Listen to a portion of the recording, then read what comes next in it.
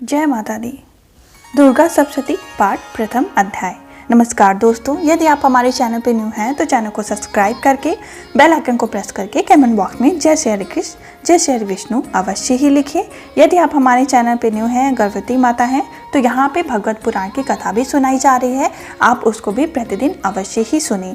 आज हमारा देवी दुर्गा का पाठ प्रारंभ होगा, जो प्रथम अध्याय से यहाँ से प्रारंभ होगा। यदि आप इसको नवरात्रि में या किसी भी समय आप इसको सुनती हैं तो माता रानी की विशेष कृपा आपके ऊपर बनती है, आपके शत्रु पराजित होते हैं और आपका यशगान तीनों लोक में होता है। जैसी मनोकामना आप करते हैं, माता रानी आपकी समस्त मनोकामनाएं पूर्ण करती हैं और आपको इस जग में यशगान के द्वारा सम्मानित करवाती हैं और यश वैभव के द्वारा आपको सम्मानित कराती हैं, सुसज्जित कराती हैं।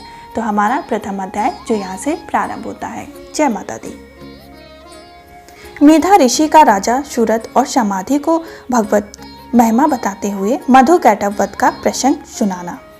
प्रथम चरित के ब्रह्म ऋषि महाकाली देवता गायत्री छंद, नंदा शक्ति, रक्त दंतिका बीज, अग्नि तत्व और ऋग्वेद स्वरूप हैं। श्री महाकाली देवता के प्रसन्नता के लिए प्रथम चरित के जप में विनियोग किया जाता है। ध्यानम। भगवान विष्णु की जो जानने पर मधु और कैटभ को मारने के लिए कमल जन्मा, ब्रह्मा जी ने जिनका स्तवन किया था, उन महाकाली देवी को मैं सेवन करता हूँ। वे अपने 10 हाथों में खड्ग, चक्र, गदा, वाण, धनुष, परिधि, शूल, भुषंडी, मस्तक और शंख धारण करती उनके 3 नेत्र हैं। वे समस्त अंगों में दिव्य आभूषणों से विशोभित, उनके शरीर की कांति नीलमणि के समान है तथा वे 10 मुख और 10 पैरों से युक्त हैं। ओम चंडिके देवी को नमस्कार है। मार्कंडेय जी बोलते हैं, सूर्य के पुत्र स्वणी जो 8वें मनु कहे जाते हैं, उनकी उत्पत्ति की कथा विस्तार पूर्वक कहता हूँ, सुनो। सूर्य कुमार महाभाग स्वणी भगवती महामाया के अनुग्रह से जिस प्रकार मानवता से स्वामी हुए, वही प्रसंग सुनाता हूँ। पूर्व काल की बात है कि शौर्यचित मानवता में सूरत नाम के एक राजा थे, जो चैत्र वंश में उत्पन्न थे। उनका समस्त भूमंडल पर अधिकार था। वे प्रजा का अपने औरस पुत्रों की भांति धर्मपूर्वक पालन करते थे। वो भी उस समय कोल विधंशु नाम के क्षत्रिय उनके शत्रु हो गए। राजा सूरत की दंड नीति बड़ी ही प्रबल थी। उनके शत्रुओं के साथ संग्राम हुआ, तथापि कोल विधंशु संख्या में कम थे, तो भी राजा सूरत युद्ध में उनसे परास्त हो गए।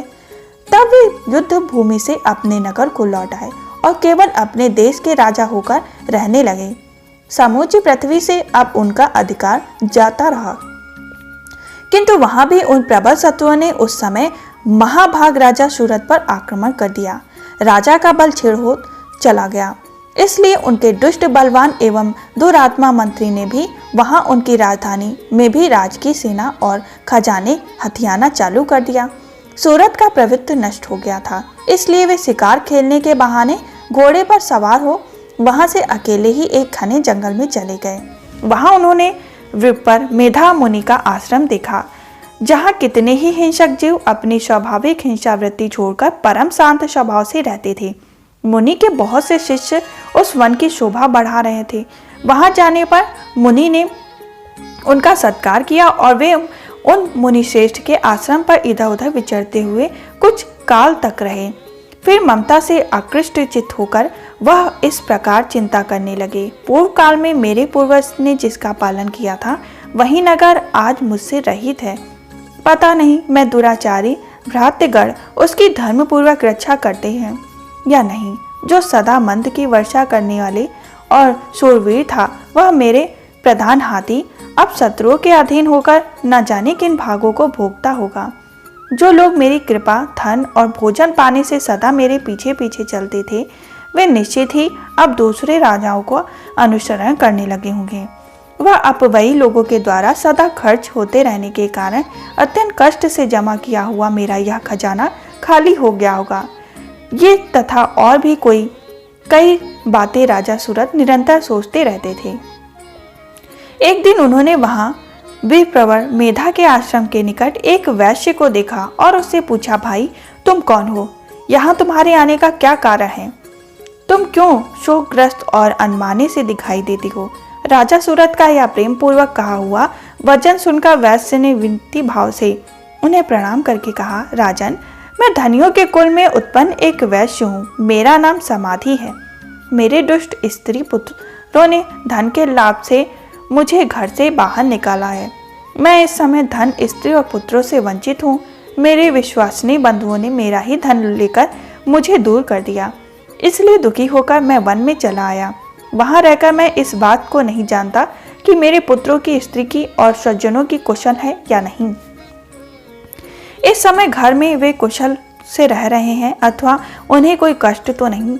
वे मेरे पुत्र कैसे हैं? क्या वे सदाचारी हैं अथवा दुराचारी हो गए हैं? तब राजा ने कहा, जिन लोभी स्त्री, पुत्र आदि ने धन के कारण तुम्हें घर से निकाल दिया, उनके प्रति चित्त में इतना स्नेह का बंधन क्यों? वैश्य बोला, आप मेरे विषय में जैसी बात कहते हैं वह सब ठीक है, किंतु क्या करूं, मेरा मन निष्ठुरता से नहीं धारण करता।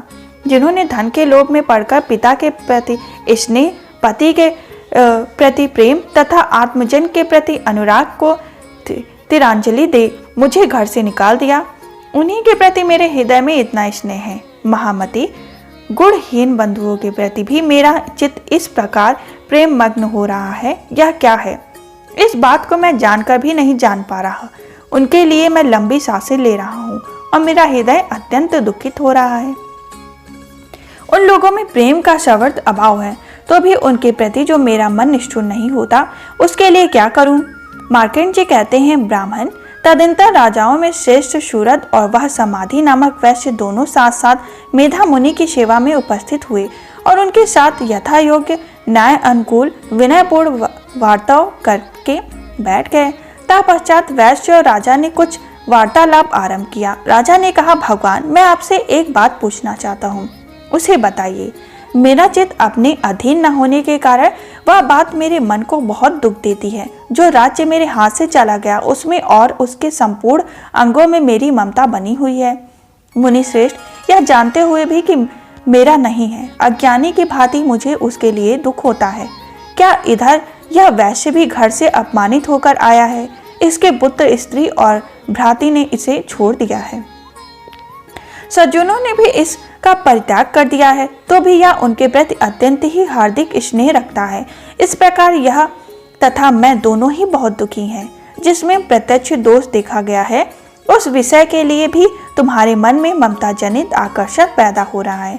महाभाग, हम दोनों समझदार हैं, तो भी हम में जो मोह पैदा हुआ है, यह क्या है? विवेक शून्य पुरुष के भांति मुझ में और इसमें यह मूर्ता प्रत्यक्ष दिखाई देती है।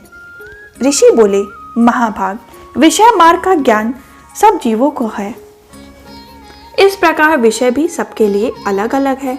कुछ प्राणी दिन में नहीं देखते और दूसरे रात में नहीं देखते, तथा कुछ जीव ऐसे हैं जो दिन और रात्रि में भी बराबर ही देखते हैं। यह ठीक है कि मनुष्य समझदार होते हैं, किंतु केवल ही वे ही ऐसा नहीं समझते। पशु, पक्षी और मृग आदि सभी प्राणी समझदार हैं। मनुष्य की समझ भी वैसी ही होती है जैसे उन मृग और पक्षियों की होती है, तथा जैसे मनुष्य की होती है वैसे ही उन मृग, पक्षी आदि की होती है। यह तथा अन्य बातें भी प्रायः दोनों में समान ही होती हैं। समझ होने पर भी इन पक्षियों को तो देखो, ये स्वयं ही भूख से पीड़ित होते हुए भी मोहवश बच्चों की चोंच में कितने चाव से अन्न के दाने डाल रहे हैं। नरश्रेष्ठ, क्या तुम नहीं देखते कि ये मनुष्य समझदार होते हुए भी लोभवश अपने किए हुए उपकार का बदला पाने के लिए पुत्रों की अभिलाषा करते हैं?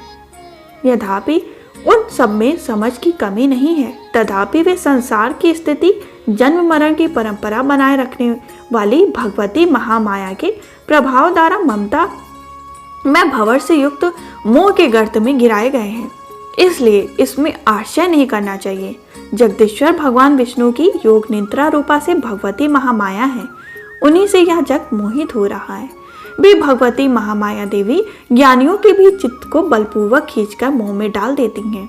वे ही इस संपूर्ण चराचर जगत की सृष्टि करती हैं, तथा वे ही प्रसन्न होने पर मनुष्य की मुक्ति के लिए वरदान देती हैं। वे ही पराविद्या, संसार बंधन मोक्ष की हेतु भूता सनातन देवी तथा संपूर्ण ईश्वरों की भी आधेश्वरी हैं। राजन ने पूछा, भगवान, जिन्हें आप महामाया कहते हैं, वे देवी कौन है? ब्राह्मण, उनका अप्रभाव कैसा है? तथा उनके चरित्र कौन कौन है। ब्रह्मवेताओं में श्रेष्ठ महर्षि उन देवी का जैसा प्रभाव है, जैसा स्वरूप है और जिस प्रकार का प्रादुर्भाव हुआ हो, वह सब मैं आपके मुख से सुनना चाहता हूँ। ऋषि बोले, राजन, वास्तव में तो वे देवी नित्य स्वरूपा ही हैं। संपूर्ण जगत उन्हीं का रूप है तथा उन्होंने समस्त विश्व को व्याप्त कर रखा है। तथापि उनका प्रकट अनेक प्रकार से होता है। वह मुझसे सुनो। अथापि मैं नित्य अजन्म, तथापि जब देवताओं का कार्य सिद्ध करने के लिए प्रकट होती हैं, उस समय लोक में उत्पन्न हुई कहलाती हैं। कल्प के अंत में जब संपूर्ण जगत एक वर्ण में निमग्न हो रहा था और सबके प्रभु भगवान विष्णु शेषनाग के सैया पर बिछाकर योग निद्रा का आश्रय ले रहे थे, उस समय उनके कानों के मैल से दो भयंकर असुर उत्पन्न हुए, जो मधु और कैटभ के नाम से विख्यात थे। वे दोनों ही ब्रह्मा जी का वध करने को तैयार हो गए। भगवान विष्णु के नाभि कमल में विराजमान प्रजापति ब्रह्मा जी ने जब उन दोनों भयानक असुरों को अपने पास आया और देखा और भगवान को सोया देखा, तब एकाग्रित होकर उन्होंने भगवान विष्णु को जगाने के लिए उनके नेत्रों में निवास करने वाली योग निद्रा का स्तवन आरंभ कर दिया, जो इस विश्व की अधीश्वरी, जगत को धारण करने वाली, संसार का पालन और संहार करने वाली तथा तेज स्वरूपा भगवान विष्णु की अनुपम शक्ति है। उन्हीं भगवती निद्रा देवी की भगवान ब्रह्मा ने स्तुति करने लगे। ब्रह्मा जी ने कहा, देवी, तुम ही स्वाहा हो, तुम ही स्वधा हो, तुम ही सृष्टा हो और स्वर भी तुम्हारे ही स्वरूप है।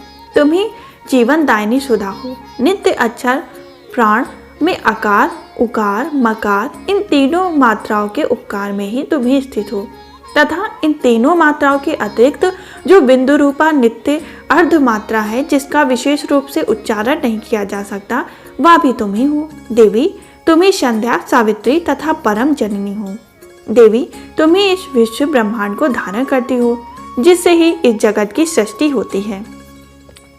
तुम्ही से इसका पालन होता है और सदा तुम ही कल्प के अंत में सबको अपना ग्रास बना लेती हो। जगमयी देवी, इस जगत की उत्पत्ति के समय तुम सृष्टि रूपा हो, पालन काल में स्थित रूपा हो तथा कल्पांत के समय संहार रूपा धारण करने वाली हो। महामोह रूपा महादेवी, महाशुरी, तुम ही तीनों गुणों को उत्पन्न करने वाली सबकी प्रकृति हो। भयंकर काल रात्रि, महारात्रि, मोहरात्रि भी तुम ही हो। तुम ही श्री हो, तुम ही ईश्वरी और तुम ही हिंग और तुम ही बोध स्वरूपा बुद्धि हो। लज्जा, पुष्टि, तुष्टि, शांति और क्षमा भी तुम ही हो। तुम खड्गधारी, शूलधारी, घोर रूपा गदा, चक्र, शंख, धनुष धारण करने वाली, वाण, भूषंडी और परिघ, ये भी तुम्हारे ही अस्त्र हैं। तुम सौम्य और सौमांतर हो। इतना ही नहीं, जितने भी सौम्य एवं सुंदर पदार्थ हैं, उन सबकी अपेक्षा तुम अत्यधिक सुंदरी हो। पर और अपर, सबसे परे रहने वाले परमेश्वरी, तुम्हें ही स्वरूप देवी, कहीं भी सत्य असत्य रूप सो जो वस्तु हैं और उन सब की जो शक्ति है, वह तुम ही हो। ऐसी अवस्था में तुम्हारी स्तुति कर रहा हूँ। जो इस जगत की सृष्टि, पालन और संहार करते हैं, उन भगवान को भी जब तुमने निद्रा के अधीन कर लिया, तब तुम्हारी स्तुति करने में यह कौन सा सामर्थ्य हो सकता है। मुझको, भगवान शंकर को तथा भगवान विष्णु को भी तुमने ही शरीर धारण कराया, अतः तुम्हारी स्तुति करने की शक्ति किसमें है। देवी, तुम तो अपने इन उदार प्रभावों से प्रशंसित हो रही हो। ये जो दोनों धनुष, असुर, मधु और कैटभ हैं, इनको मोह में डाल दो और जगदीश्वरी भगवान विष्णु को शीघ्र ही जगा दो। साथ ही इनके भीतर इन दोनों महान असुरों को भी मार डालने की बुद्धि उत्पन्न कर दो। ऋषि कहते हैं, राजन, जब ब्रह्मा जी ने वहाँ मधु और कैटभ को मारने के उद्देश्य से भगवान विष्णु को जगाने के लिए तमोगुण की अधिष्ठाधात्री देवी योग निद्रा की इस प्रकार स्तुति की, तब वे भगवान के नेत्र, मुख, नशिका, बाहु, हृदय और वक्ष स्थल से निकलकर अव्यक्त जन्मा ब्रह्म जी की दृष्टि के समक्ष खड़ी हो गई। योग निद्रा से मुक्त होने पर परम जगत के स्वामी भगवान जनार्दन उस एक वर्ण के जल में शेषनाग की सैया से जग उठे। फिर उन्होंने उन दोनों असुरों को देखा। वे दुरात्मा मधु और कैटभ अत्यंत ही बलवान तथा पराक्रमी थे और क्रोध से लाल आंखें किए हुए ब्रह्मा जी को खा जाने के लिए उद्योग कर रहे थे। तब भगवान श्री हरि ने उठकर उन दोनों के साथ 5000 वर्षों तक केवल बाह्य युद्ध किया। वे दोनों ही अत्यंत बल के कारण उन्मत्त हो रहे थे। इधर महामाया ने भी उन्हें मुंह में डाल रखा था, इसलिए वे भगवान विष्णु से कहने लगे, हम तुम्हारी वीरता से संतुष्ट हैं, तुम हम लोगों से कोई वर मांगो। श्री भगवान बोले, यदि तुम दोनों मुझ पर प्रसन्न हो तो अब मेरे हाथ से मारे जाओ, बस इतना सा ही मैंने वर मांगा है, यह दूसरे किसी वर से क्या लेना देना। ऋषि कहते हैं, इस प्रकार धोखे में आ जाने पर जब उन्होंने संपूर्ण जगत में जल ही जल देखा, तब कमल नयन भगवान से कहा, जहाँ पृथ्वी जल में डूबी हुई है, जहाँ सूखा स्थान हो वहीं हमारा वध करो। ऋषि कहते हैं, तब तदस्तु कहकर शंख चक्र और गदा धारण करने वाले भगवान ने उन दोनों के मस्तक अपनी जांग पर रखकर चक्र से काट डाला। इस प्रकार ये देवी महामाया ब्रह्मा जी की स्तुति करने पर स्वयं प्रकट हुई। अब पुनः तुमसे उनके प्रभाव का वर्णन करता हूँ, सुनो। इस प्रकार श्री मार्कंड पुराण में स्वर्णिक वनांतर की कथा के अंतर्गत देवी महात्म्य में मधुकैटभ वध नामक प्रथम अध्याय संपूर्ण हुआ। यदि आप हमारे चैनल पर न्यू हैं तो चैनल को सब्सक्राइब करके द्वितीय अध्याय भी अवश्य ही सुने। हम फिर मिलेंगे दूसरे अध्याय के संग। तब तक के लिए जय श्री हरिकेश, जय श्री हरि विष्णु। और यदि आप इसको सुन रहे हैं तो सिद्ध कुंजिका स्तोत्र का और अगला स्तोत्र का पाठ भी अवश्य ही सुने, जिससे आपको इसका पूरा फल प्राप्त हो। जय माता दी।